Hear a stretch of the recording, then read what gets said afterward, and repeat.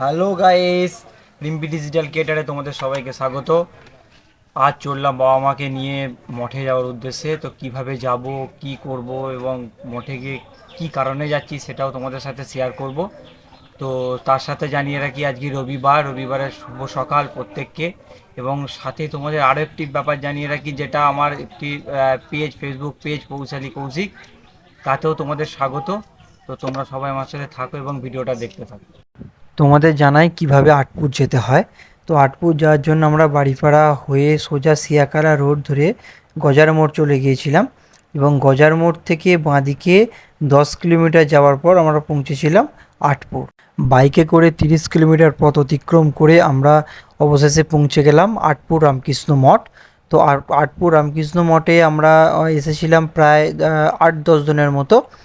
তো অ্যাকচুয়াল এসেছিলাম বাবা মা এবং আমি। এই আটপুর রামকৃষ্ণ মঠ থেকে আমরা দীক্ষা নেওয়ার জন্য এসেছিলাম, এবং এখানে তার জন্য নথিভুক্ত করতে হয় নাম। সেই নাম নথিভুক্ত করার জন্য আজকে আমরা এসেছিলাম এখানে, এবং তার সাথে আমরা পুরো আটপুর মঠটাও ঘুরে দেখেছি। কত সুন্দর মঠ, একটা খুব শান্ত এবং নিরিবিলি পরিবেশ। এবং এটা হচ্ছে অফিস, যেখানে সবাই বসে আছে দেখতে পাচ্ছ চেয়ারে।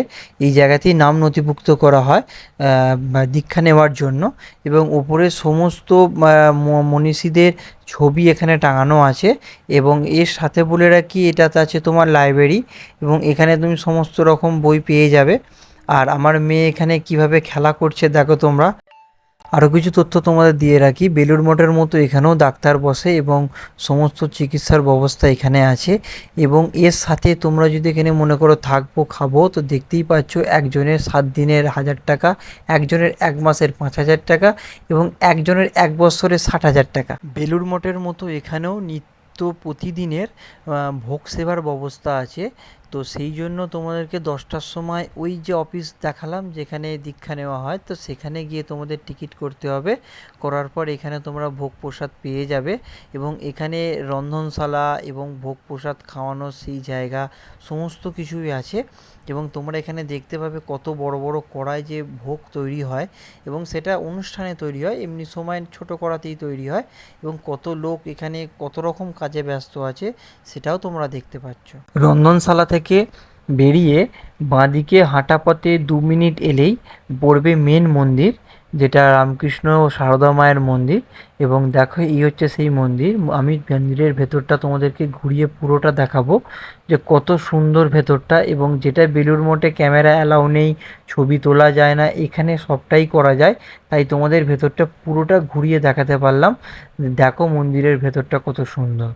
মঠ থেকে বেরিয়ে আমরা চলে এলাম রাধা গোবিন্দ মন্দির। মঠের গা দিয়ে 1 মিনিট হাঁটলেই তোমাদের এই মন্দিরটা পড়বে, রাধা গোবিন্দর মন্দির। খুব বড় বিরাট মন্দির, এবং এই মন্দিরটা প্রায় 200 থেকে 250 বছরের মন্দির। ভেতরটাতে পুরো মন্দিরের ভেতরটা পুরো টেরাকোটার কাজ করা। এবং এই মন্দিরের ভেতরে ক্যামেরা অ্যালাউ নেই, তাই তোমাদের পুরোটা দেখাতে পারলাম না। এটা হচ্ছে মন্দিরের চারপাশটা। ভেতরটা তো তোমাদের দেখাতে পারলাম না, ক্যামেরা অ্যালাউ নেই, তাই তাই তোমাদের মন্দিরের চারপাশটা ঘুরিয়ে দেখাচ্ছি। প্রতিটা মন্দিরে কিন্তু টেরাকোটার কাজ করা।